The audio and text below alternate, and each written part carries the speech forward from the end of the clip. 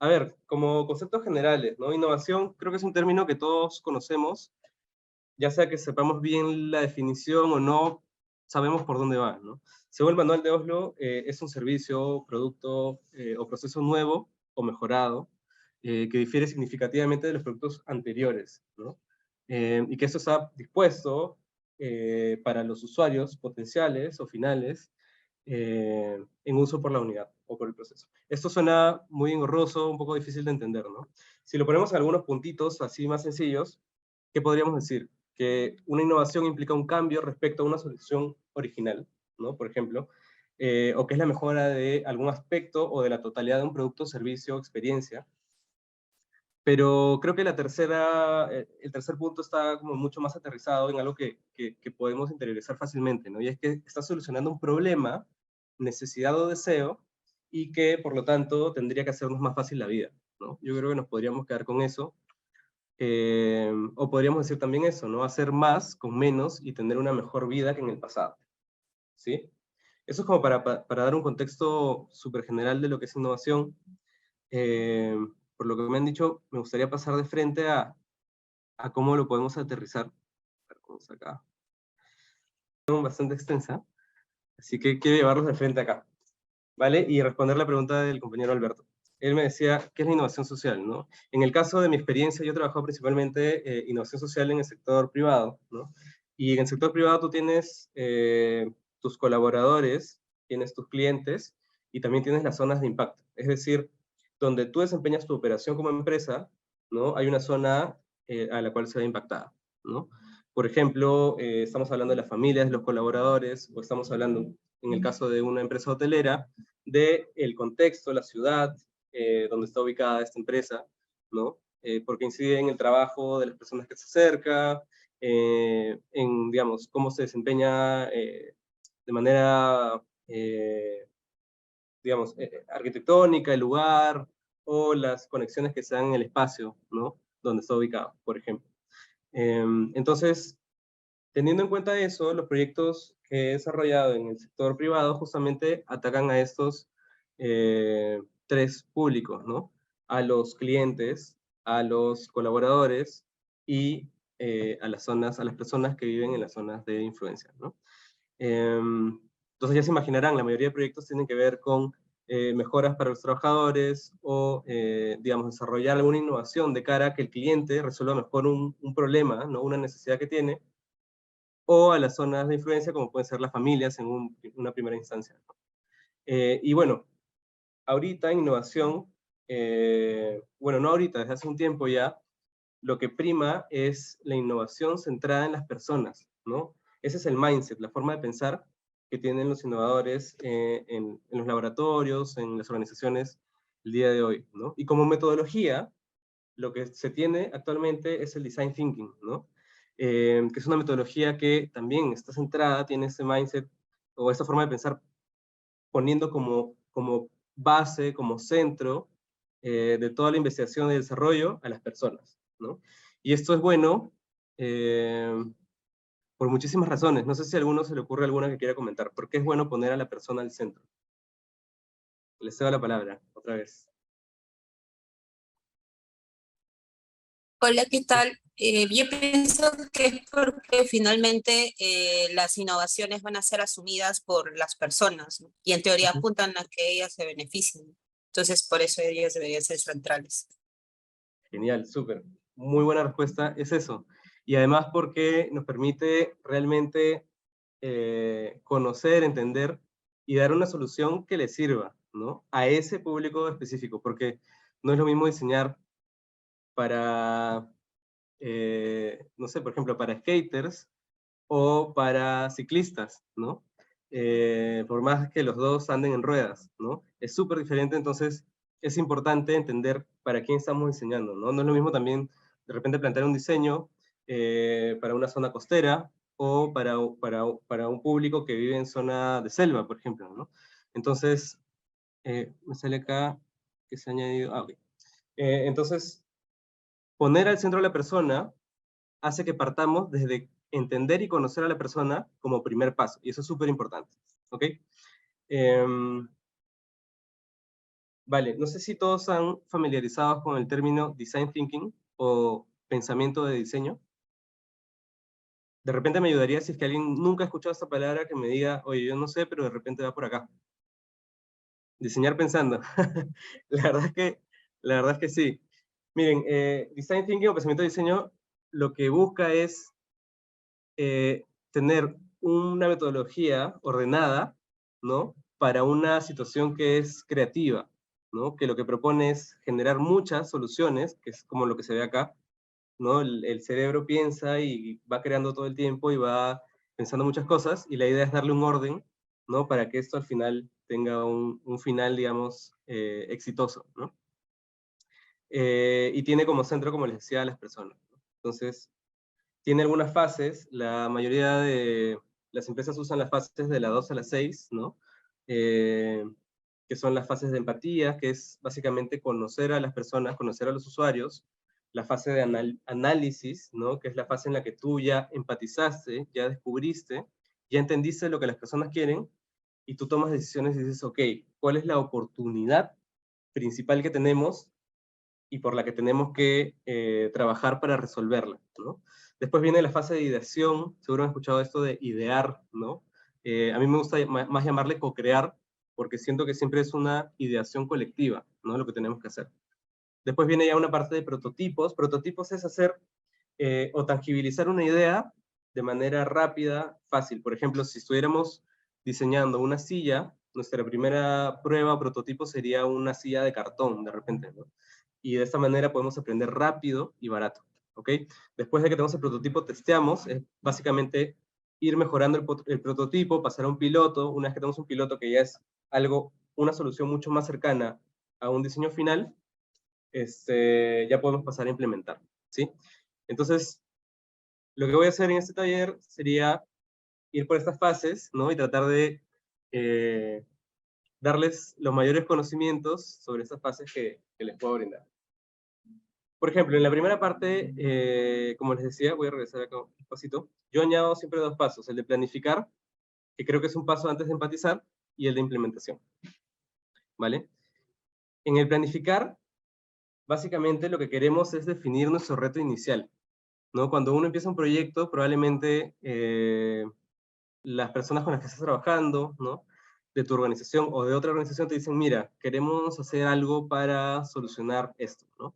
No sé si alguien puede por ahí ir escribiendo algún reto inicial en el chat, ¿no? Que se les ocurra. Puede ser, por ejemplo, miren, tenemos un problema de transporte, ¿no? Las personas que vienen a trabajar a la oficina tienen problemas de transporte porque hay demasiado tráfico de camino a la oficina, ¿no? Entonces tú dices, ¿qué podríamos hacer para ayudarlos a que no tengan este problema, ¿no? Inseguridad ciudadana, por ejemplo, ¿no? Tenemos demasiada inseguridad en este distrito, ¿cómo podríamos solucionarlo, ¿no? ¿Qué más?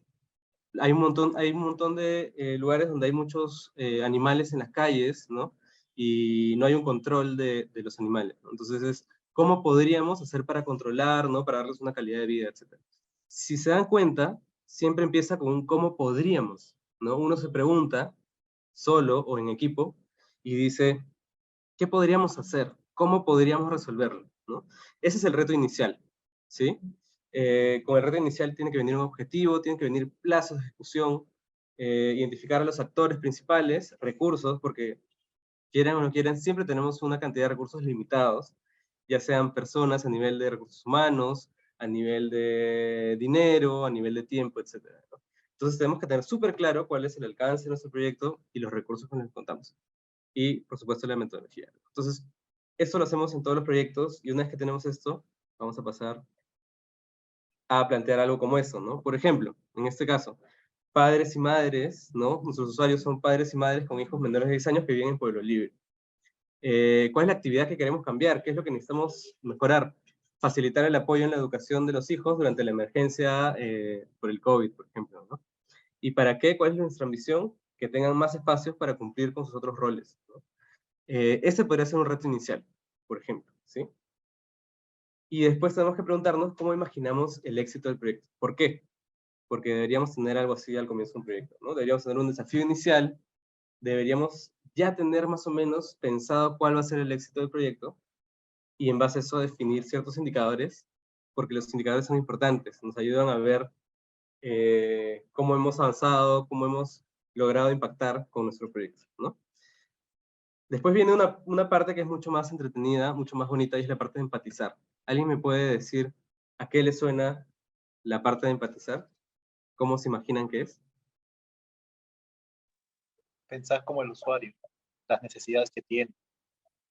¿Cómo haces y cómo te imaginas que puedes pensar como el usuario y cómo te imaginas que puedes conocer sus necesidades? Poniéndome en su sitio, ¿no? Ok, Trabajo Lo en que la campo. empresa me da. Trabajo en campo. trabajo de campo, ok. Ujú. ¿Me puedes dar un ejemplo, Katy? Con campaña de sensibilización o ya empezar a estar en contacto directo con la población, ¿no? Ok. Por ahí Robert también decía ponerse en el lugar del otro, ¿no? Y acá veo en el chat que también Gerardo dice ponerse en el lugar del otro, y Pavel dice insights. Genial, esa es una palabra que más adelante vamos a tocar. Yo creo que sí. también es importante ver cómo afecta el problema en el usuario, ¿no? O sea, hacer un análisis, no solo, o sea, desde el punto de vista que te pones en el lugar del otro, también analizas cómo es que ese problema te está afectando, afecta a la persona, ¿no? Para poder tener una idea más clara de por dónde iniciar. Tal cual, Alberto, lo has descrito tal cual. Eso es lo que tenemos que hacer en esta etapa.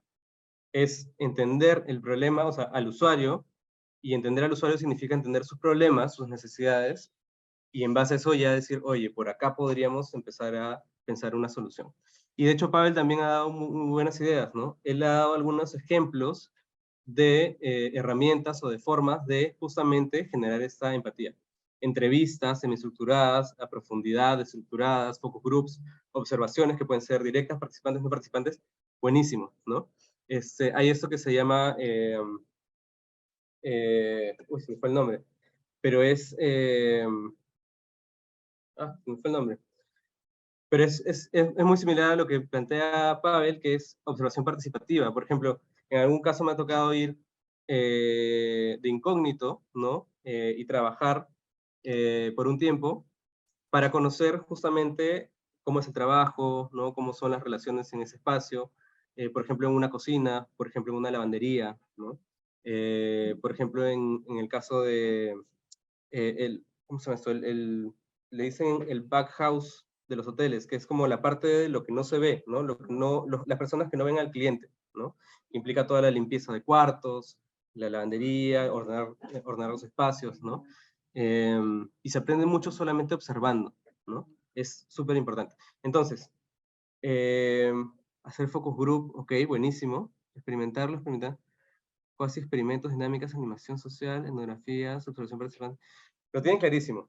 Esas son varias herramientas. Ahí lo que yo les quería decir es, no solo pensemos en ponernos en los zapatos de las otras personas, porque en mi experiencia, a veces pasa que decimos, ok, nos ponemos en el zapato y me pongo un ratito, ¿no? Me pongo una hora, me pongo 5 minutos, y no suele ser suficiente, ¿no? A mí me gusta más esta frase, que también es muy conocida, pero es caminar una milla en los zapatos de nuestros usuarios, ¿no? Y yo los invito a que siempre piensen en eso. No se pongan un ratito, sino realmente vivan la experiencia, profundicen, ¿no? Si es una entrevista, sabemos que con una entrevista no es suficiente, con 2 ni 3. Probablemente a partir de la 8ª entrevista, ¿no? Empecemos a saturar recién la información. Entonces, vamos ya acá. Voy a sacar el chat un ratito. Me gustaría que ustedes me cuenten en sus casos, en los proyectos que han estado trabajando con Fabio, ¿quiénes son sus usuarios? ¿Qué tipo de usuarios tienen ustedes? Es decir, a diferencia del antropólogo que puede hacer un trabajo a campo de años. Sí, Pavel, ahí Pavel pregunta por la diferencia del antropólogo que puede hacer un trabajo de campo de años. Para extraer insights se puede hacer en algunos meses. Sí, de hecho, en innovación y sobre todo en los últimos años, se trata de hacer que los proyectos sean muy ágiles, ¿no? Hay esta palabra que todo el mundo usa que es agilidad, ¿no? Y lo que busca es hackear un poco, ¿no? Los tiempos y tratar de avanzar lo más rápido posible, ¿no? Ahorita lo vamos a ver también. Pero cuéntenme un poquito, ¿cuáles son sus usuarios en estos proyectos que han venido trabajando? Yo tengo jóvenes, mujeres, entre los 19 y 25 años que no tienen empleo. No tienen En, empleo. en Buenísimo. el distrito de San Juan del Lurigancho, por ejemplo. Ok, Esa es un poco la población con la que nosotros hemos puesto en el proyecto, ¿no? genial. Que el problema es la disminución de oportunidades de empleabilidad Ok, para jóvenes mujeres entre 19 y 23, súper, 25. súper. ¿Alguien tiene otro tipo de usuario distinto? ¿O todos tienen el mismo tipo de usuario? Profesor, yo quería Nosotros, dar como ejemplo Sí. el caso de una política pública mal aplicada por no leer justamente al usuario. El Ujú, corredor rojo que pasaba por Manchay iniciaba operaciones a partir de las 5 o 6 de la mañana, discúlpenme. Sin ujú. embargo, la vida económica de los usuarios comenzaba a las 3, 4, porque la mayoría son comerciantes. Ya, Entonces, los propios pobladores tuvieron que hacer casi como un paro, quemar un par de buses, para que, si no podían eliminar el corredor rojo, por lo menos que no elimine el transporte, competencia, ¿no? O sea, la competencia de transporte, eso es, las claro. motos u otras líneas que sí podían funcionar en el horario en el cual, este, eh, la vida económica existía, ¿no? O sea, era funcional. Eso como ejemplo. Gerardo, ¿verdad? Muchísimas gracias por el ejemplo. Es buenísimo y es súper claro, ¿no? Si es que hemos diseñado un servicio para un tipo de personas y no sabemos, es un servicio de transporte y no sabemos en qué momento lo necesitan, ¿qué estamos planteando, no? ¿Cuál ha sido nuestro acercamiento al usuario? O sea, ¿en qué momento definimos que si ellos lo necesitan a las 3 de la mañana, vamos a poner como horario inicial a las 5, ¿no? Muy claro el ejemplo, muchísimas gracias por eso. De hecho, Sati Betsabe lo confirma y dice, es cierto, yo vivo ahí. Así que, genial, muchas gracias por el ejemplo. Población, autoridades, municipalidad, ya, ok, entiendo que son distintos tipos de usuarios, genial. Y creo que el usuario lo tiene súper claro, entonces voy a pasar de eso. Acá nada más quería comentarles que les recomiendo siempre tener mapeado también que tenemos usuarios medios, ¿no? Como, digamos, si tenemos un grupo definido de usuarios, dentro de ese grupo tenemos usuarios que se parecen mucho, que tienen muchas cosas en común, pero a veces también tenemos usuarios extremos, ¿no? Quiere decir que son los que se comportan de manera más distinta al usuario promedio. ¿Qué quiere decir esto? Por ejemplo, en el caso de una persona que juega fútbol, por poner un ejemplo cualquiera, un usuario extremo podría ser una persona que juega todos los días 5 horas fútbol. Es una persona que todo el tiempo está haciendo fútbol. Y un usuario extremo contrario sería una persona que odia el fútbol, que no le gusta, que no lo ve y la única vez que jugó fue en el colegio porque tenía que jugar, ¿sí? Entonces, también conoce la actividad, también la ha hecho, pero no es un fanático, sino es un detractor. Acá nada más les quería decir, para que lo tengan en cuenta, en una fase de exploración inicial, es muy importante o sirve mucho también entrevistar o tener esta empatía con usuarios extremos. ¿Por qué? Porque nos ayudan a ver justamente cosas que el usuario promedio no ve. Por ejemplo, una persona que practica mucho fútbol nos podría decir en gran detalle, ¿no? Cómo él ha solucionado varias cosas. Por ejemplo, cómo él hace para tener un trabajo y practicar muchas horas de fútbol, ¿no? Él debe tener ya una solución de organización para lograrlo. Nos puede decir también frente a qué implementos deportivos son muy buenos porque él ha usado muchísimos, ¿no? De distinto tipo. Y por el contrario, el detractor del fútbol nos puede decir cuáles son las barreras que hacen que él no quiera participar de esa actividad, ¿no? Pues de repente son, no sé, le parece que es un deporte que de repente es una mujer que nunca ha tenido el espacio o que ha tenido muy pocos espacios y dice, "Ay, ¿cómo me va a gustar si siempre han sido los hombres los que juegan?", por ejemplo, ¿no? O de repente no tiene otras amigas para jugar y entonces dice, pucha, porque la mayoría que juegan, de mis amigas juegan otro deporte, ¿no? De repente juegan básquetbol o lo que sea. Entonces, nos puede ayudar a identificar esas barreras que puede tener y por lo que la hacen ser detractora de este deporte, ¿no? Por poner un ejemplo cualquiera. Entonces, nos permiten tener una visión súper amplia, ¿no? E incluso, perdón, nos permiten ir mapeando soluciones. Por eso es súper importante, sobre todo al inicio de nuestras fases de empatía. Vamos con la siguiente. Creo que eso es bastante importante. Yo siempre me he movido en este mundo que es el mundo, como les decía, de la innovación empresarial, ¿no? Tienes un negocio, tienes ciertas tecnologías, habilitadores, y tienes personas con deseos, ¿no? Ahora, ¿qué pasa? Innovación en la experiencia, ¿sí? Ahora, ¿qué pasa si hablamos de un Estado, ¿no? Es una estructura un poco distinta, ¿no? Tenemos, claro, una estructura que es el Estado, tiene leyes, equipamientos, presupuestos, tenemos técnicas, tenemos metodologías, herramientas, ¿y qué es lo que cambia? Que nuestro usuario es ya un ciudadano, ¿no? Y en el caso de el Estado, el ciudadano no solamente es un usuario de un servicio, sino es una persona sujeta de derechos, necesidades y expectativas que tienen que ser cumplidas, ¿no? Ese es un punto muy importante y que creo que es lo que marca mucho la diferencia entre un mundo y el otro, ¿no? Acá igual abajo pueden, si quieren, copien este nombre para que investiguen. Él ha trabajado mucho este tema de la innovación en el Estado, ¿no? Entonces, como decían ustedes, por ejemplo, si hiciéramos un checklist, una lista de tareas importantes en esta primera fase de empatizar, podríamos decir definir nuestros usuarios, de todas maneras. Hay esta palabra que se llama benchmark o estado del arte, ¿no? Que es básicamente ver qué han hecho otras personas para resolver este mismo problema que yo quiero abordar, ¿no? Cómo lo han solucionado en un país similar al nuestro, ¿no? En un contexto similar al nuestro. O de repente podríamos ver qué han hecho en un contexto muy distinto, ¿no? De repente igual hay cosas que se pueden adaptar. Después es diseñar nuestras herramientas, como mencionó, me parece Pavel, que creo, Pavel, tú debes ser antropólogo, ¿verdad? No sé si es antropólogo, pero me da la impresión. Conoce muy bien muchas herramientas de empatía, y de hecho, en mi experiencia, los antropólogos son muy fuertes en esta primera fase. Ellos tienen un tacto, una facilidad, ¿no? Para acercarse y empatizar con las personas que es muy rica, ¿no? Y ahí hago un paréntesis, ¿no? Hago un paréntesis y aprovecho para decirles que entre más distintas sean las personas que conforman un equipo de innovación, es mejor, ¿no? Si tienes un antropólogo, si tienes un diseñador, si tienes un comunicador, esta metodología ayuda o hace que cada uno potencie sus habilidades en ciertas partes del proceso. Pero bueno, quitando ese paréntesis, ¿qué otra cosa podemos hacer o tenemos que hacer en la parte de empatía? Es hacer, ¿no? Hacer la investigación, hacer el proceso de empatía con las personas y tener una matriz de aprendizajes, un lugar donde vamos a descargar toda esa información, ¿no? Esta es una herramienta clásica, creo que todo el mundo conoce, que es el mapa de empatía, que es una que se usa hace muchos años, por ejemplo, que es mapear qué es lo que una persona dice, piensa, hace o siente, ¿no?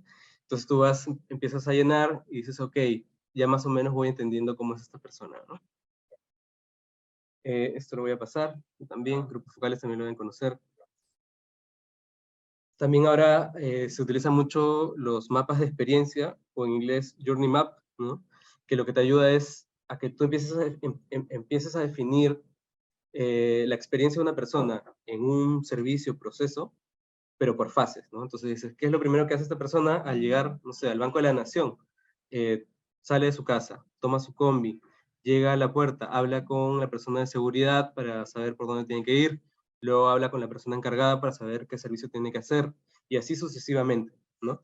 ¿Y qué mapeamos en como línea de tiempo? Lo que hacemos es ver en qué momentos él tiene una buena experiencia y en qué momentos tiene barreras, ¿no? Por ejemplo, una persona con discapacidad en ese país tiene demasiadas barreras, ¿no? Y podríamos hablar de barreras de infraestructura, ¿no? Por ejemplo, rampas, temas de accesibilidad, pero también culturales, ¿no? Sociales, ¿no? Por ejemplo, discriminación, ¿no? De repente llega a un espacio y no lo atienden como es debido, ¿no? O le dicen, no, la verdad es que no puedes entrar porque no tenemos las condiciones necesarias. Entonces, esto lo que te permite, el mapa de experiencia, es justamente ir mapeando en qué momentos hay barreras, no hay dolores, como les decimos, y en qué momento hay puntos positivos que podríamos potenciar, ¿no? Para que la experiencia sea todavía mejor. Vamos con la siguiente. Eso también lo voy a saltar. Bueno, acá me pareció relevante también mencionar esta frase que es, en el caso, o esta cita, en el caso de las políticas públicas son particularmente relevantes las innovaciones que permiten acercar al Estado al ciudadano, ¿no? Y sobre todo esta parte que está en rojo, perdón, que se me fue un poco la voz, no solo como instrumentos para mejorar la oferta de servicios públicos, ¿no?, que les damos a los ciudadanos, sino también como mecanismos para responder mejor a las demandas ciudadanas, ¿no? Creo que todos, oye, ¿han dejado algún comentario en el chat, creo? Buenas noches, mencionaste a un autor que trabaja en innovación. Ah, sí, a ver, voy a regresar y se los dejo acá en el chat. Es este de acá. Si quieren pueden tomarle un pantallazo igual. O no. Ya, voy regresando entonces a donde estábamos. Nada, bueno, ahí quería dejarles esta frase, ¿no? Me parece que es súper importante este enfoque, ¿no? Vamos con lo siguiente. Analizar, ok. Imagínense, ya hemos pasado por toda la fase de empatía, ya conocimos las necesidades, los problemas, cómo piensa nuestro usuario, cómo actúa, ¿no? Después tenemos que ir a una fase que es como un embudo, ¿no? Tenemos mucha información que a veces realmente, ¿no?, te da un dolor de cabeza y dices, ¿cómo hago para procesar toda esa información y transformarla en un plan de acción, ¿no?, en una solución? Esa es la fase de analizar. Vamos a ver qué tenemos por acá. ¿Cuál es el objetivo de esta fase? Es encontrar áreas de oportunidad. Eso es lo más importante, ¿no? Tenemos un montón de problemas. La pregunta es cómo o cuál es más importante, en dónde tenemos una oportunidad para cambiar algo y mejorar, ¿sí? Entonces, si hiciéramos también una lista de tareas, podríamos hablar de estos puntos importantes. Definir hallazgos. Los hallazgos son descubrimientos, son hechos, ¿no? No son interpretaciones de lo que hemos visto, sino son las cosas tal cuales, ¿no? Las personas van al banco y tienen que esperar mucho tiempo, eso es un hecho, ¿no? Las personas tienen problemas para acceder por la falta de rampas, eso es un hecho, no estoy interpretando lo que he escuchado de las personas, sino lo estoy diciendo y lo estoy ejemplificando tal cual, ¿no? Después tenemos que presentar esto, y esto yo les invito a que lo hagan siempre. Cuando ustedes participen de un proyecto, involucren siempre a las contrapartes o a las personas con las que están involucradas en el proyecto, sobre todo si son externas a sus áreas de trabajo, háganlos partícipes de las decisiones y del trabajo del día a día.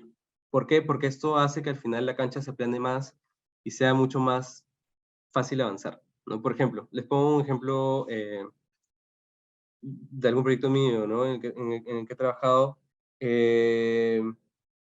Tuvimos 2 proyectos con una misma organización. En uno de los proyectos invitábamos a las gerencias de la empresa con la que trabajábamos a todas las presentaciones, incluso los invitábamos a que participen de las entrevistas como oyentes, no como entrevistadores, ¿no? O también les decíamos, mira, puedes estar como observador, ¿no? O sea, la idea era que pudieran acercarse sin hacer que el usuario se sienta incómodo. Claro, siempre tomaban esa precaución, ¿no? Pero era que ellos participen de todo lo posible del proyecto, ¿no? En el otro proyecto no lo hicimos. La diferencia es que un proyecto despegó porque la gerencia, al tener visión de lo que nosotros decíamos, ¿no?, por ellos mismos, entendieron más fácil el problema, estuvieron más dispuestos a asignar mayores recursos, no solamente monetarios, sino humanos, ¿no? Te facilita mucho la cancha, te dicen, mira, ¿sabes qué? Denle prioridad a este proyecto porque realmente me he dado cuenta que hay una necesidad muy fuerte que no estamos resolviendo, ¿no? Eso me parece que es súper importante y es muy estratégico hacerlo siempre en todos los proyectos. Es una recomendación que dejaría siempre puesta sobre la mesa. Después, ¿qué más tenemos que hacer? Validar hallazgos con comunidades expertos. Por ejemplo, si estuviéramos diseñando para personas sordas, ¿no? Y nosotros no somos expertos, por más que hayamos hecho un proceso de empatía y que ya hayamos conocido a muchas personas sordas y hayamos entendido más o menos cómo piensa este grupo de usuarios que hemos definido, no somos expertos, ¿no? Entonces, hay ciertos momentos en los que tenemos que validar nuestros hallazgos, ¿no?, con estos usuarios. Ellos son los expertos. ¿Quién es más experto que una persona sorda que una persona sorda, ¿no? Entonces decirle, mira, esto es lo que he entendido, es correcto, es así, y ellos te dirán si es así o no. Lo peor que podemos hacer es creer que somos expertos y fallar, ¿no? Como el ejemplo que dio el compañero hace un rato, ¿no? En el que nosotros dijimos, no, ponlo a las 5 de la mañana, y en realidad no le dijimos al usuario a qué hora lo necesitas, y el usuario lo necesitaba a las 3 de la mañana, ¿no? Y fallamos en grande. Entonces, hay que hacer eso, y después también definir arquetipos, ¿no? Yo les recomiendo también, uno va encontrando similitudes entre los grupos de personas con las que vamos interactuando, ¿no? Entonces, dentro de nuestro grupo de usuarios podemos tener distintos tipos de arquetipos, por ejemplo, que nos ayude a, digamos, homogeneizar ciertos grupos, ¿no? Y bueno, acá también lo que podemos hacer es ajustar el reto. Ahorita voy a ir ya más a algo más específico para que no sea tan como etéreo esto. A ver, los hallazgos, como les decía, son hechos, ¿no? Un ejemplo es, los ciudadanos prefieren contratar un especialista en psicología para guiar a sus hijos e hijas. Eso es un hecho, ¿no? Que salió en una investigación. Y tenemos esta otra palabra que es insights, que me parece que Pavel también la mencionó hace un rato. Quisiera saber si alguien sabe lo que es un insight. ¿Alguien ha escuchado? ¿Alguien sabe qué es esto?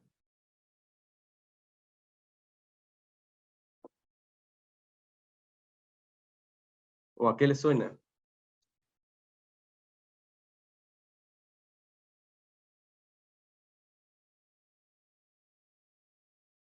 Yo no sé por qué no puedo ver el chat. Acá está el chat. Ideas. Ok, genial. Ideas. ¿Vale? ¿Alguien más?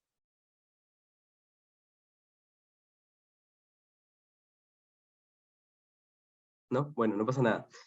Miren. Ah, sí, por ahí alguien puso algo. Vamos atrás. No sé cómo hago para ver el chat porque lo cerré.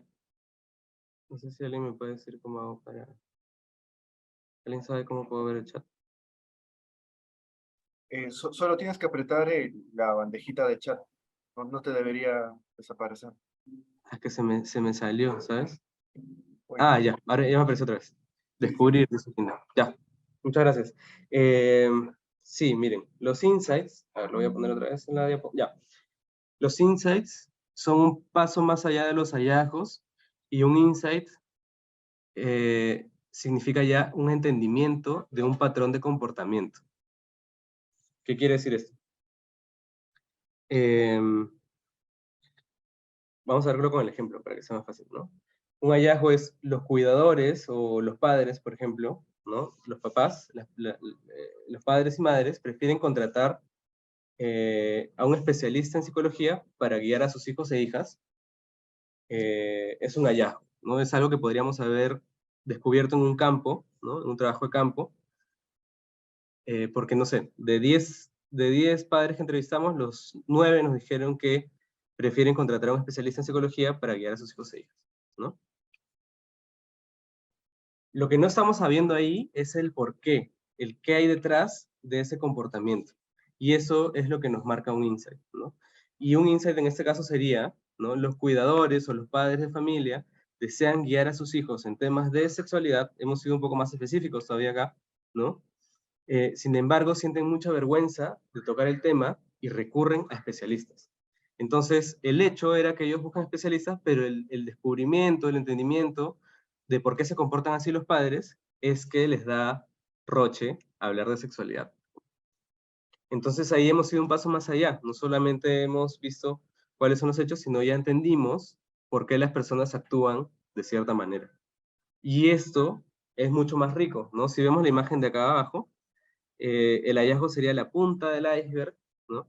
Y el insight es toda la carnecita que está debajo, lo que está detrás, ¿vale? No sé si alguien me quiere dar un ejemplo de un hallazgo que hayan tenido, por ejemplo, en sus proyectos, o de un insight.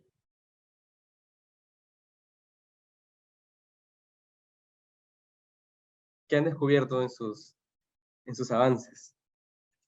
A ver, mira, por ejemplo, nosotros cuando estábamos viendo lo de oportunidad de empleabilidad, Okay. habíamos visto que los hallazgos que teníamos era que año a año estaban disminuyendo un poco las oportunidades para mujeres, Okay. jóvenes sobre todo, ¿no? Pero también otra cosa que descubrimos, y gracias a una compañera del grupo, es que algunas de ellas también pierden oportunidades por ocupaciones en la casa, ¿no? O sea, el cuidar a otras personas, de repente son madres solteras, tienen que cuidar a sus hijos. Entonces, como que las cosas también se limitan. O sea, no es que solamente pierden oportunidad, sino tienen otro impedimento más allá de eso, que es el de tener que hacer otras actividades que le impiden tener acceso a empleabilidad. Esta es también al momento de ver luego las opciones de respuesta o de solución a ese problema, considerar eso, ¿no? Porque si no, ¿de qué vale insertarlos en una capacitación técnica o profesional si no va a tener el tiempo suficiente para poder formarse, educarse y generar mayores oportunidades laborales? Súper. Alberto, muchísimas gracias. No sé si tú me diste el ejemplo también del... creo que fue Gerardo, ¿no? Pero muchas gracias por los ejemplos, están muy buenos. Y de hecho tú has mencionado tal cual, has mencionado un hallazgo, ¿no? Y es que estas chicas tienen problemas para conseguir empleos, ¿no? Dificultades para conseguir empleos, pero el insight, ¿no? La carnecita, el patrón de comportamiento es que, uno de los que has encontrado tú, porque no es que tenemos un solo insight, podemos encontrar 5, 10, 20, etcétera, es que en realidad muchas veces lo que pasa es que quisieran trabajar, ¿no? Que están buscando oportunidades, pero sus actividades personales no les permiten al final aceptar esos empleos, ¿no? Entonces por eso es que al final no terminan trabajando. Y eso es muy bueno porque entonces tendríamos que pensar una solución bajo ese contexto, ¿no? Y ver qué recursos tenemos nosotros desde nuestro espacio de trabajo, desde nuestros equipos de trabajo, para dar una solución, ¿no? Podríamos pensar en de repente cómo hacer para reducir el tiempo que ellas necesitan para temas personales, o podríamos pensar en dirigir trabajos que se adapten a las agendas que ellas tienen, ¿no? De repente son trabajos parciales o son trabajos remotos que se hacen de manera asíncrona. Podríamos dar muchísimas soluciones, ¿no? Pero ahí tú ya has encontrado una oportunidad. Es cómo hacemos para resolver este problema específico que es, quiero un trabajo, tengo un tiempo limitado para trabajar, ¿no? Porque ya tengo un trabajo en casa. Básicamente es eso, ¿no? Muchas gracias, Alberto. A ver, ¿qué puse acá? Pero nos parece muy... Sí, a veces, sobre todo al comienzo, es un poco difícil empezar a construir insights, ¿no? Construir estos patrones de comportamiento. Al final, ¿saben qué? Es cuestión de práctica. Así de sencillo, es ir siempre buscando el porqué de nuestros hallazgos, ¿no? El qué es lo que está detrás de un comportamiento en nuestros usuarios, y cada vez se va haciendo más fácil construir estos insights, ¿no? ¿Y por qué son importantes los insights? Ah, ¿qué puse acá? Tranquilidad. Bueno, eso, requiere tiempo, requiere mucha observación, pero es una habilidad que vamos potenciando con la experiencia. Cada vez es más fácil. ¿Cómo construir insights sin sufrir en el intento? Bueno, acá tengo hay muchas fórmulas para construir insights. Para mí esta es la más sencilla, y es la que les voy a enseñar ahorita. Vamos a ver. Por lo general, como daba el ejemplo Alberto, muchos insights poderosos se dan cuando hay un contraste entre lo que la persona quiere y la barrera que tiene y lo que realmente sucede. Por ejemplo, una necesidad es las mujeres, ¿no? Que mencionaba Alberto, me parece de 19 a 25 años, ¿correcto? Quieren conseguir un empleo, sin embargo, acá usaríamos un conector como sin embargo, tiene muchas tareas en la casa y pierde muchas oportunidades por eso, ¿no? Ese sería un insight, y esa sería una forma súper sencilla de construirlo. También podríamos decir, este que está acá, en el ejemplo, ¿no? Los recién casados necesitan organizar su luna de miel, pero la planificación genera más tareas, estrés, y se pierde la chispa, ¿no? Por poner un ejemplo cualquiera, ¿no? O de repente los recién casados necesitan organizar su luna de miel porque es una forma de asegurar la suerte en el matrimonio. Digamos, por creencias, uno podría también pensar eso, ¿no? Que al final, si tú no organizas tu luna de miel, te va a ir mal en tu matrimonio, ¿no? Por poner un ejemplo cualquiera. Entonces, por lo general son contrastes, pero también a veces son explicativos. Entonces, a veces podemos utilizar la palabra ¿por qué? ¿no? Esto pasa por tal razón. ¿Sí? Yo les dejo, si quieren también tomen un pantallazo, esta forma de generar insights, ¿no? A mí me ayuda bastante y es bastante sencillo. Si ustedes tienen, yo les recomiendo tener máximo 7 insights, ¿no? De una investigación, puedes tener muchos más, pero al final no te sirve tener tantos porque tú tienes que priorizar, ¿no? Y bueno, una de las tantas formas de priorizar que les recomiendo es esta, ¿no? Vean si su insight, ¿no? Es accionable, es decir, yo puedo tomar acciones para resolver este problema, si genera ideas, si es que es un problema, un insight, que de repente solamente se nos ocurren 2 soluciones, o una, de cómo podemos no solucionarlo, no es tan rico, porque entonces lo que tienes que hacer es aplicar esa solución y ya está, ¿no? Probablemente. Pero a veces hay, por ejemplo, no, vamos con el de Alberto, que está mejor. Las mujeres de 19 a 25 años quieren trabajar, pero tienen muchas tareas en la casa y no les da el tiempo. Yo les pregunto, ¿se les ocurre más de 4 soluciones para este problema? Pueden escribirlas en el chat si quieren, algunas pueden ir soltando soluciones, o pueden levantar la mano y hablar también. Repito la pregunta, ¿eh? ¿Se les ocurren más de 4 soluciones para resolver el problema que planteó Alberto?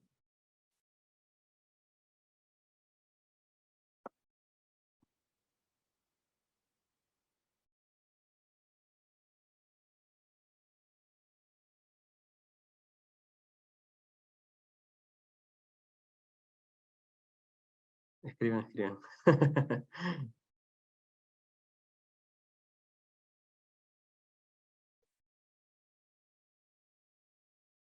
A ver, ¿qué pasa? ¿Se quedaron callados? No, a nosotros se nos ocurrió, Ajá. creo que hasta 3, no sé si 4, pero por ejemplo, dependiendo si eran madres solteras, la idea era articularnos con Cunamás, por ejemplo, o con hogares de cuidado diurno, como para que los niños puedan estar ahí, ¿no? Y entonces le da tiempo la mañana para que ella pueda profesionalizarse o trabajar.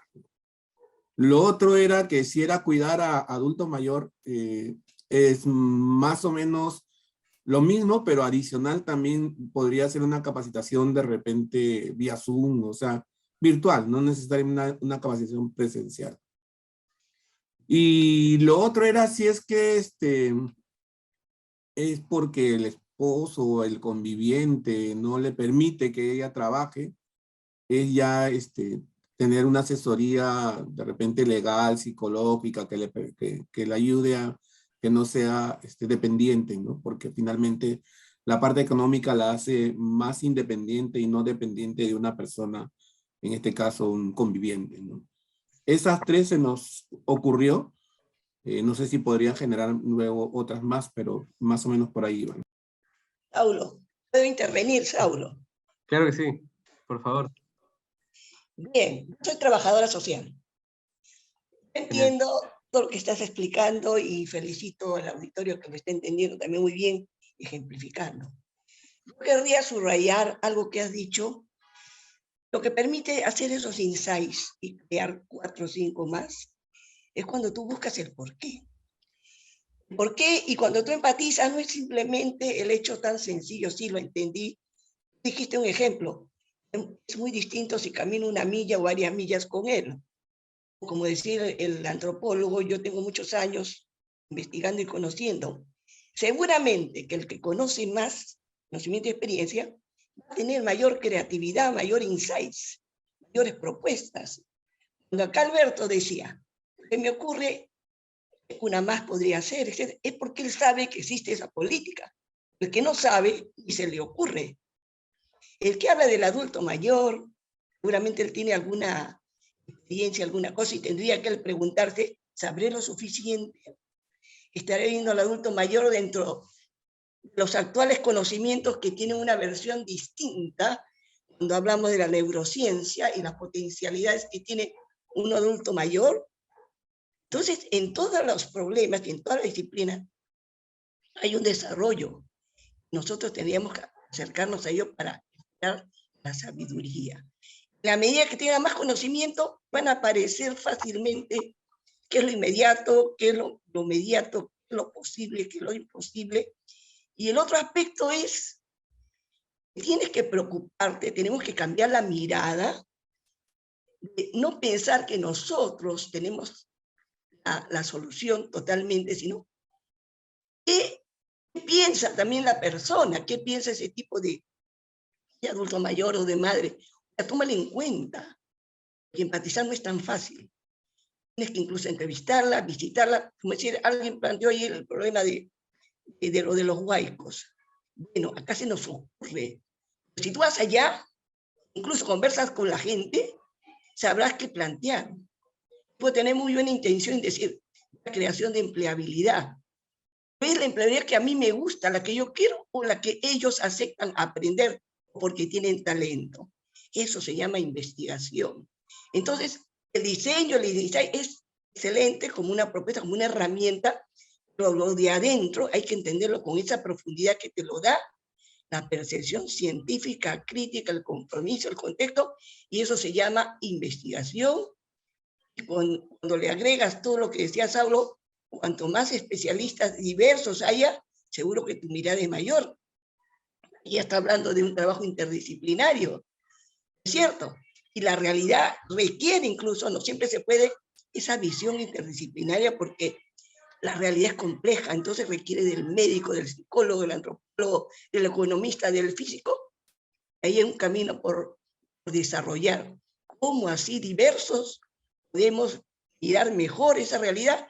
Y seguro pues saldrán muchos insights, muchas propuestas de todos. Entonces, esto no es tan sencillo como un esquema, sino tiene mucha profundidad si lo llevamos a esa reflexión.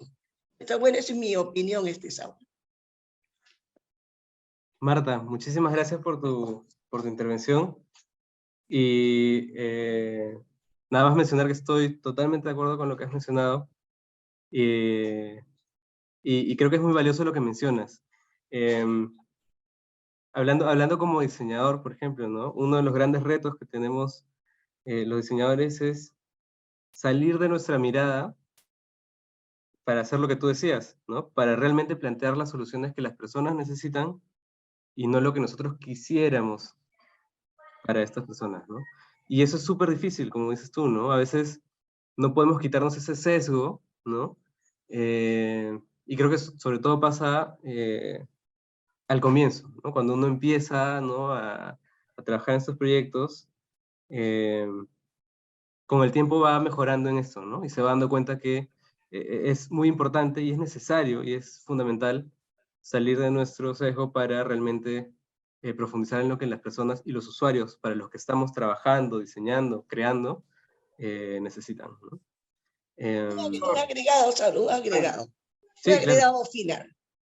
Mira, uno es el deber ser, lo que hemos mencionado, es lo que sería mucho el trabajo.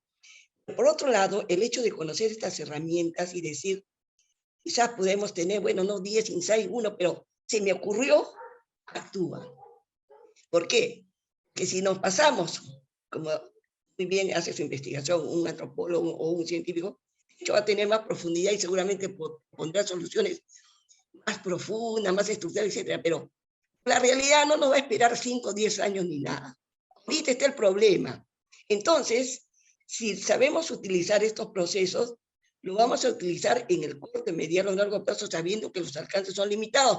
Porque muchas veces tenemos que atrevernos a ser rápidos, porque si somos muy teóricos, decimos, ahorita hay una inundación, primero vamos a hacer la investigación y todo, no, ya acude, lleva comida, lleva eso, porque el inmediato requiere, después pasas al segundo punto de donde lo reubico, qué empleo, pero tú empiezas ya.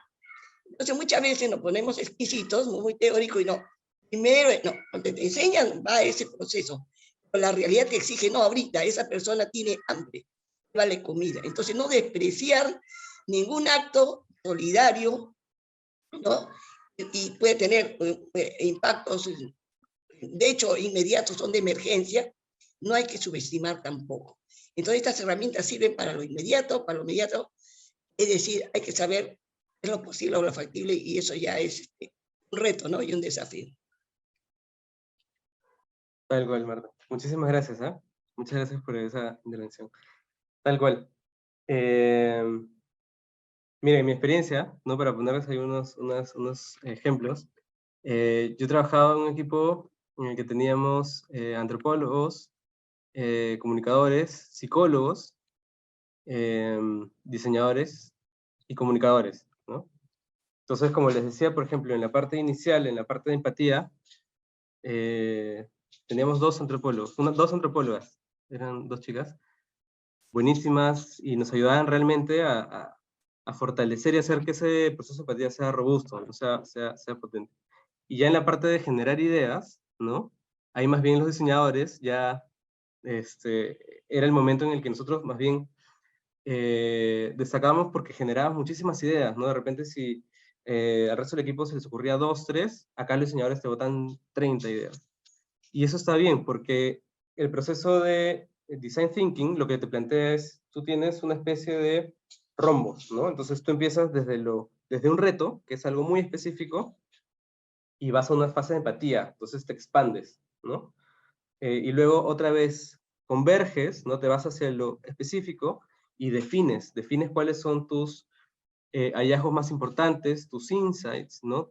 Tus patrones de comportamiento, y luego vuelves a expandirte y generas muchas ideas, para al final aterrizar otra vez en una convergencia, que lo que te permite es aterrizar soluciones, ¿no? Pocas soluciones, pero que respondan al problema que tú estás queriendo resolver, ¿no? Entonces, en ese proceso es muy rico tener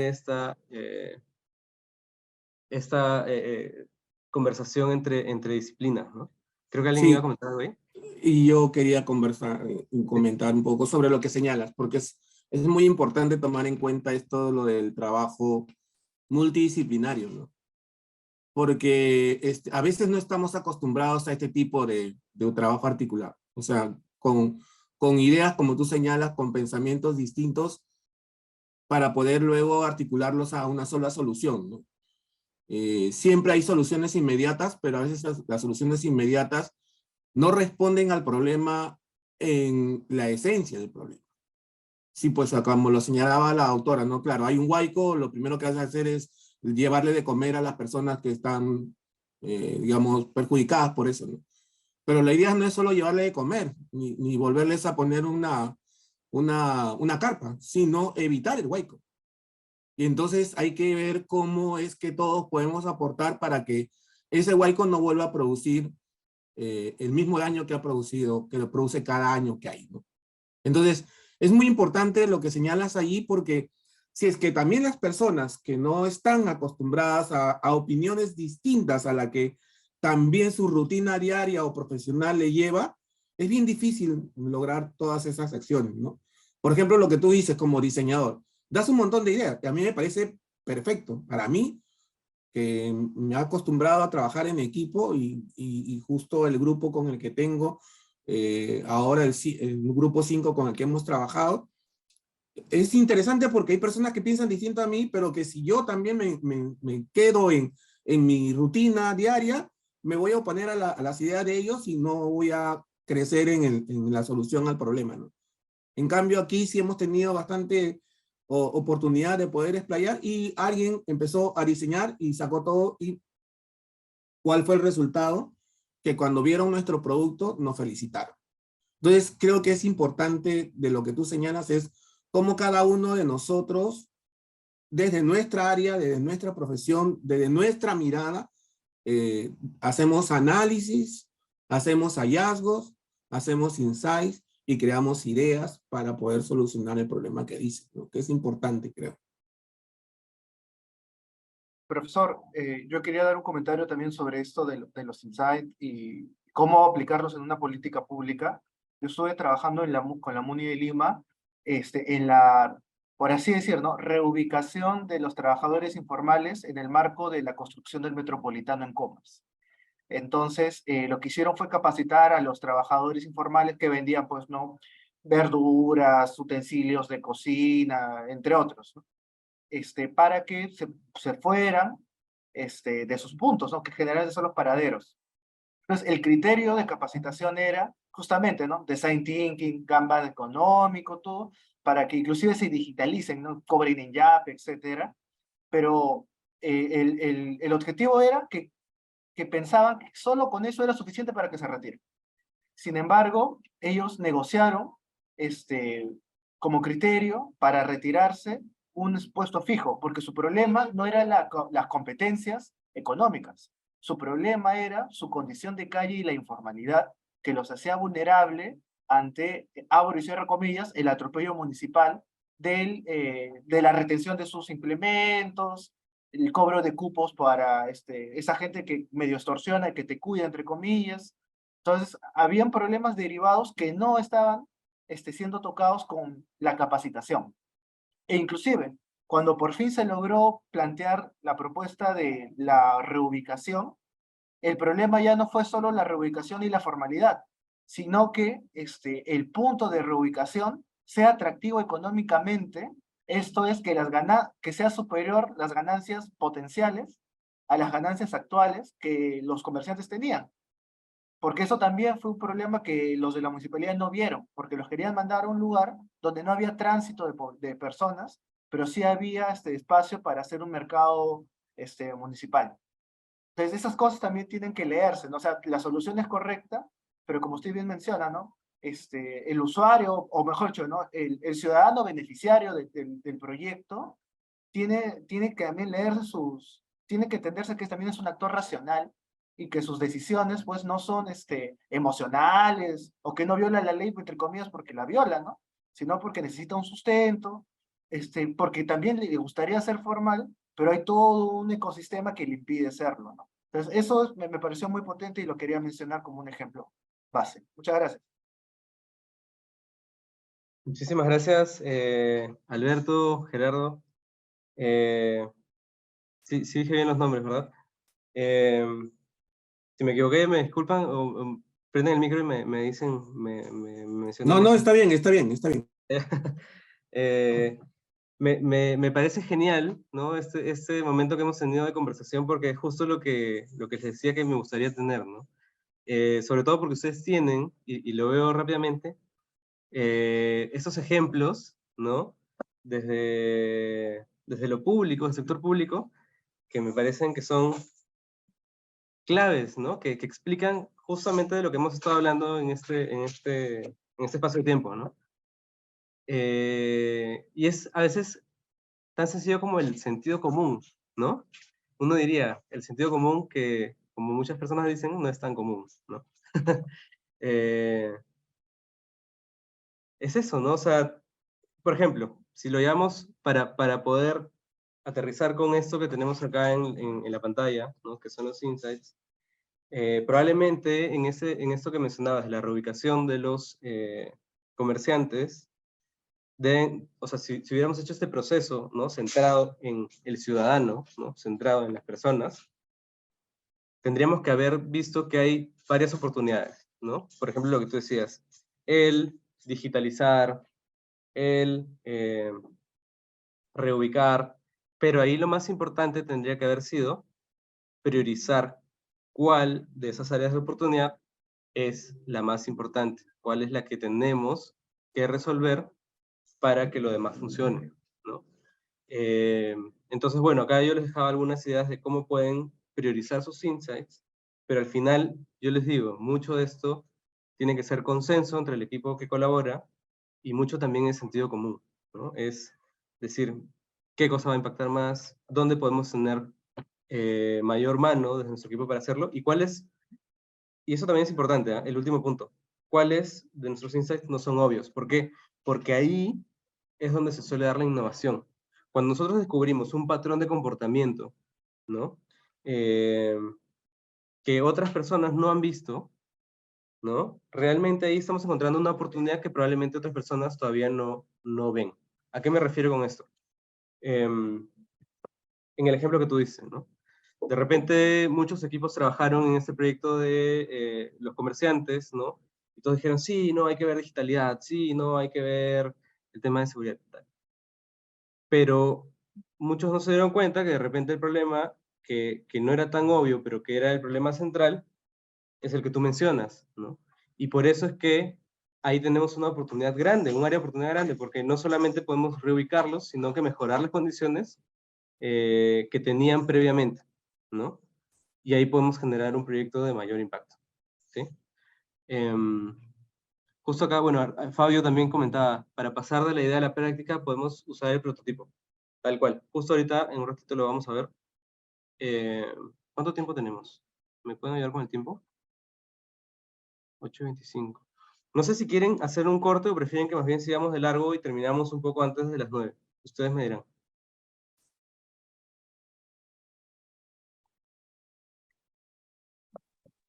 Seguir. ¿Seguir? No, continúa, nomás continúa, sí. Ok. Creo que por su última sesión continuar. Genial, ok. Entonces, voy a tratar de correr un poco más porque creo que también Fabio había planteado que tengamos un espacio para que ustedes me hagan preguntas sobre sus proyectos, así que voy a tratar de pasar esta parte más rápido, ¿sí? Y donde ustedes quieran profundizar, me detienen, levantan la mano, me interrumpen, ¿sí? Por favor. De acuerdo, a ver. Bueno, aparte de los insights, algo que me parece que sobre todo para proyectos estratégicos, para proyectos de mediano o largo plazo, que es algo clave, es definir principios o lineamientos de diseño claros, ¿no? Yo sugiero hacer esto cuando tenemos proyectos de larga duración, donde desarrollaremos de repente diversas soluciones a lo largo de un mismo proyecto, ¿no? Y a lo largo del tiempo, o cuando tenemos frentes estratégicos, ¿no? De repente tenemos un programa con distintos frentes estratégicos, pero todos tienen que responder a un mismo concepto o a un mismo principio, lineamiento de diseño. También es bueno tener estos principios de diseño. O cuando tenemos que seguir, por ejemplo, normativas muy específicas, ¿no? Entonces, a modo de checklist podemos decir, ok, estamos cumpliendo con estas normativas que tenemos que tener en cuenta, sí, no, y entonces podremos afinar nuestros diseños, ¿no?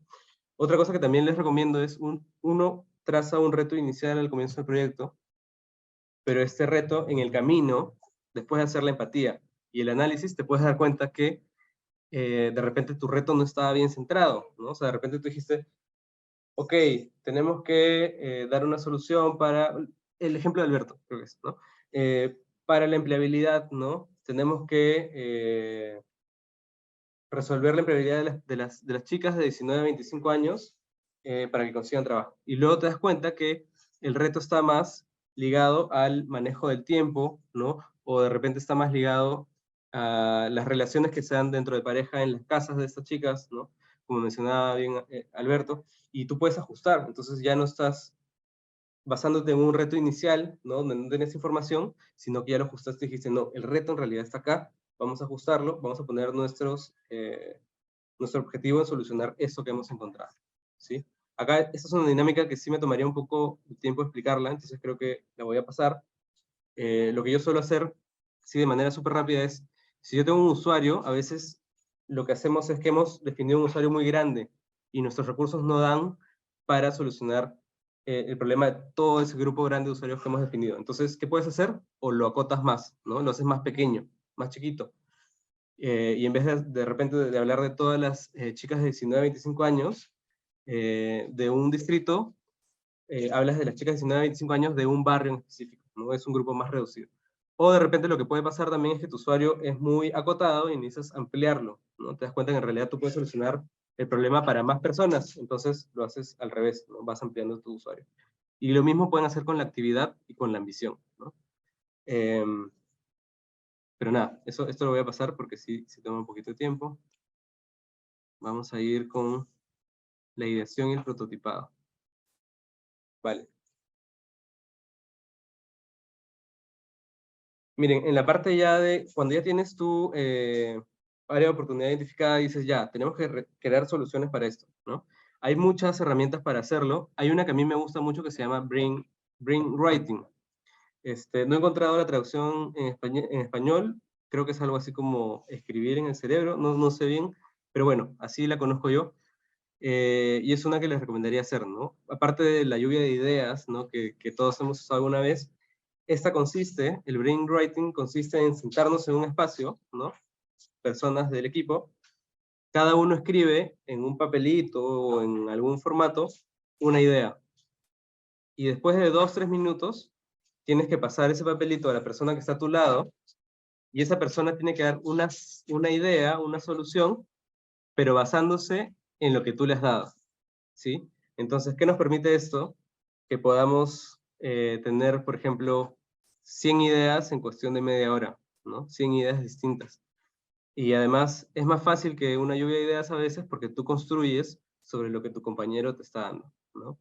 Entonces tú puedes hacer varias rondas, sigues pasando los papelitos, y al final salen muchísimas ideas. Búsquenla, es muy útil y es muy eficiente también. Otra que a mí me parece súper interesante es la de polinización cruzada, ¿no? ¿Qué pasa? Que a veces nosotros estamos pensando, por ejemplo, una solución para el tema de empleo, ¿no? O para el tema del transporte, ¿no? Y como estamos ya muy enfocados en este tema y de repente ya tenemos algunas soluciones en la cabeza, nos puede costar ser disruptivos, ¿no? Buscar soluciones distintas. Una forma de buscar soluciones distintas es esta herramienta que se llama polinización cruzada. ¿Qué haces con esto? Tú te olvidas por un ratito de lo que tú estás solucionando y piensas en una industria o en alguna empresa o en alguna organización distinta a la tuya. Por ejemplo, podríamos pensar en un circo, ¿sí? Un circo donde hay payasos y todo eso, ¿no? ¿Qué cosas hace bien un circo? Probablemente lo que hace bien es entretener, ¿no? Ser espectacular, ¿no? Generar risas, ¿no? Esas son características de un circo. Lo que podemos hacer con esta polinización, o de lo que se trata esta herramienta, es cómo tú copias o extraes cosas de algo muy distinto a lo que tú estás haciendo, pero que te puedan servir, ¿no? Si habláramos, por ejemplo, del tema del transporte, es, miren, a largo plazo tenemos que solucionar el transporte para que sea sostenible, ¿no? Para que los tiempos se reduzcan, pero en el corto plazo, de repente, lo que podríamos hacer es que, mientras eso se soluciona, ¿no? Hacer que la experiencia de transporte de los ciudadanos sea más llevadera, ¿no? Entonces podríamos de repente jalar del circo estas ideas y hacer que el transporte de alguna manera sea más cómodo, más entretenido, más lúdico, mientras vamos solucionando nuestro proyecto a largo plazo. Por ejemplo, ¿no? Por ponerles un ejemplo cualquiera. Esta actividad es muy entretenida, es muy divertida y la verdad es que nos ayuda a salir un poco de nuestros puntos de vista, ¿no? Entonces también se les recomienda esto. Y como decía Fabio Arturo, después está el prototipo. El prototipo lo que tiene que ser es barato y rápido, que nos permita aprender de manera rápida y barata. Un prototipo puede ser una hoja, un prototipo puede ser un cartón, un prototipo puede ser un póster en el que tú dibujas la idea y se la presentas a tus usuarios, ¿no? En este caso, ciudadanos. Disculpen un poquito la bulla, es que mi bebé está acá cerca y está jugando. Espero que no interrumpa demasiado. Pero nada, eso. Ese es el objetivo de prototipar. Acá les voy a dar un ejemplo. Bueno, esa es una lámina que suelo utilizar, que es en la que yo marco las hipótesis que yo quiero validar con mi prototipo, y también voy lanzando algunas métricas, ¿no? Digo, yo quiero validar con este prototipo, por ejemplo, la capacidad de comunicación de los hijos con los padres, y quisiera tener como métrica, ¿no? La deseabilidad de un taller, por ejemplo, ¿no? Si los padres y los hijos les gustaría tener un taller para mejorar su comunicación, y la accesibilidad. De repente el formato en el que yo estoy haciendo el taller es presencial, ¿no? Pero de repente las personas lo necesitan virtual. Entonces, estas son dos métricas que a mí me podrían servir a evaluar mi prototipo. Esto lo voy a saltar. Quiero mostrarles un ejemplo. Miren, este es un ejemplo de una organización que se llama Juntas. Ellos o ellas, es un grupo de chicas que se dedican a hacer talleres y proyectos de educación sexual para jóvenes, niños jóvenes y adolescentes, ¿no? Entonces, por ejemplo, esto que está acá en la imagen es un colegio en el que ellos se dieron cuenta que los niños... Uy, disculpen un ratito. ¿Sí? Ok. Ese es mi hijito saludando. Este es un colegio en el que ellos se dieron cuenta que los niños tenían problemas de privacidad, ¿no? ¿Qué hacían los niños? A veces se levantaban de donde estaban sentados en el baño, se trepaban y molestaban al niño del costado o a la niña del costado y los miraban, ¿no? Y entonces eso generaba un montón de problemas, ¿no? De privacidad, de incomodidad, de bullying, etcétera, etcétera, ¿no? Entonces, ¿qué hicieron ellos? Prototiparon. Súper barato. ¿Qué hicieron? Agarraron esto se llama espuma o foam, ¿no? Y los colocaron en las puertas y en las paredes. Creo que esta intervención les costó 20 soles. Y con esto probaron si es que esta podría ser una solución a ese problema, ¿no? Una solución inmediata. Y al final resulta que sí, ¿no? Esto es algo que ayudaba a solucionar ese problema a corto plazo, porque era una barrera física que no les permitía hacer lo que ellos hacían antes, pero también desarrollaron bajo esta misma propuesta otras actividades que solucionaban el tema en profundidad, ¿no? Como talleres de empatía entre los niños para que puedan mejorar sus habilidades interpersonales, etcétera, ¿no? Pero digamos, para yo darles un ejemplo de prototipo, este es un prototipo. O sea, puedes agarrar, incluso puedes reciclar materiales, ¿no? Y esto te demora 5 minutos colocarlo, o de repente 1 hora, ¿no? Y en cuestión de días tú puedes tener resultados o aprendizajes que te digan si es que tu solución va por buen camino o no. En un siguiente momento ya puedes hacer un piloto, ¿sí? ¿Cuál es la diferencia entre un prototipo y un piloto? Un prototipo te sirve para saber qué cosas... a ver, ¿cómo lo digo mejor? Un prototipo te sirve para saber si es que las personas desean la solución que tú les estás dando, ¿no? Es deseabilidad. Un piloto ya te sirve para que tú afines el cómo ellos quieren esa solución, ¿sí? A ver, acá les doy un ejemplo para ver. En el prototipo nosotros teníamos estos divisores, ¿no? De privacidad arriba, ¿no? En las puertas y en los costados, en los muros, pero en un piloto, si es que ya hemos validado que eso funciona, tendríamos que ver ya detalles más profundos como materialidad, ¿no? Ellos quieren una rejilla, ¿no? Una rejilla metálica suficiente, o de repente no, porque al final por la rejilla los niños igual pueden ver, o pueden fastidiarse, o pueden, no sé, lanzar cosas. De repente lo que necesitan es un vidrio pavonado, ¿no? O algo que sea más opaco que no permita ver, ¿no? Ni tirar cosas a través de eso. Y ya podríamos de repente, si nos damos cuenta que esa es la mejor solución, incluso hacerla que se vea bien, que sea estética, ¿no? Y podríamos añadirle a ese vidrio pavonado un diseño, que los niños mismos lo pinten, ¿no? Para que vayan conversando y profundizando en el tema que se tiene. Bueno, eso es. Quisiera mostrarles ahorita también un cuadro, por ejemplo. No sé si están familiarizados con este programa que es Miro. Yo lo suelo usar mucho, es gratuito, se los recomiendo. Este es un proyecto, por ejemplo, en el que hemos ido desde la planificación hasta el prototipado, ¿sí? Esto lo hicimos con, me parece, fue con la PCM, ¿puede ser? Y a ver, les muestro más o menos cómo se ve, ¿no? Miren, por ejemplo, tenemos... hay una pregunta en el chat. Excelente presentación. Muchas gracias, Lucía. Miren, tenemos... bueno, partimos por, bueno, generar el equipo, ¿no? Un equipo de, en este caso, 5 personas. Identificamos usuarios, ¿no? Ellos tenían muchas ideas, muchos usuarios distintos, o un grupo muy grande de usuarios, y lo fueron acotando. Identificamos una problemática inicial, ¿no? De esas problemáticas habían varias, priorizamos una, ¿no? Porque no podemos atacar todas las problemáticas. Nos hicimos la pregunta de cómo podríamos solucionarlo, ¿no? Como reto inicial. Después, en la parte de empatía, hicimos un juego de roles, hicimos grupos focales, y luego ellos fueron haciendo, bueno, diseñaron sus herramientas y hicieron un grupo focal con sus usuarios, ¿no? También hicimos un mapa de empatía, ¿no? Empezamos como a profundizar más en lo que habíamos descubierto. Sí, creo que ahí alguien tiene un comentario.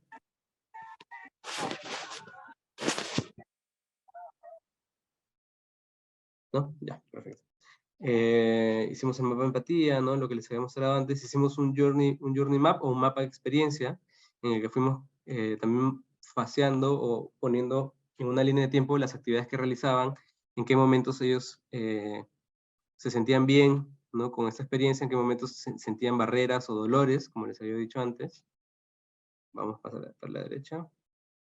Luego, con todas esas herramientas que habíamos aplicado, empezamos a generar nuestros insights, ¿no? Y fuimos priorizándolos, ¿sí? Viendo cuáles eran más accionables, cuáles eran menos obvios. pasamos a la etapa de ideación, en la que, como les dije, acá la idea es votar la mayor cantidad de ideas posibles. Ya una vez que tú tienes 100 ideas, empiezas a priorizar, pero la idea es votar muchísimas ideas. Vamos a ver, ¿qué tenemos por acá? Sí, y por acá hacia la derecha, como esto era todavía en época de pandemia, lo que hicimos fue empezar a hacer prototipos digitales. Un prototipo digital, por ejemplo, es un storyboard, ¿no? ¿Cómo se dice esto? Entonces si alguien tiene la palabra. Pero bueno, es como una línea de tiempo con imágenes, ¿no? En la que tú explicas cómo va a ser tu diseño, ¿no? Entonces acá, por ejemplo, decían... Storyboard, algo así le llaman. Sí, sí. Exacto, entonces acá las personas están haciendo cola, acá ellos explicaban así a los ciudadanos, ¿no? A los usuarios les decían, mira, esta es mi idea, acá las personas están haciendo cola, no hay lugares para personas con discapacidad, entonces lo que vamos a hacer es, en vez de que tú vayas al centro de salud, acá lo que entiendo es que ellos proponían que el carrito de salud vaya hacia tu casa, ¿no? Entonces, parece que, por lo que entiendo acá, tú lo podías ubicar ese carrito con una aplicación, ¿no? Y así también el carrito te ubicaba a ti, ¿no? ¿Qué más dice acá? Y el carrito tenía ciertos servicios, ¿no? Tenía también ciertos nivel de comodidad. También había un tema de comida, de salud. O sea, esto de acá, que les estoy mostrando, ya es un prototipo. Tú ya tienes una idea, la muestras a un usuario, y el usuario te dirá si le parece que está bien tu idea o no. ¿Sí? Y en base a eso tú tienes que iterar, tienes que cambiar tu diseño, mejorarlo hasta que sea un diseño bueno, que funcione y que el usuario haya validado. Eso es lo más importante. Un guión gráfico. Muchas gracias, Pavel. Entonces, nada, chicos, eso, chicos, chicas, eso es. Quisiera saber si tienen preguntas, si quieren contarme algo de sus proyectos y yo darles alguna recomendación. Abro el micrófono, voy a quitar acá la presentación.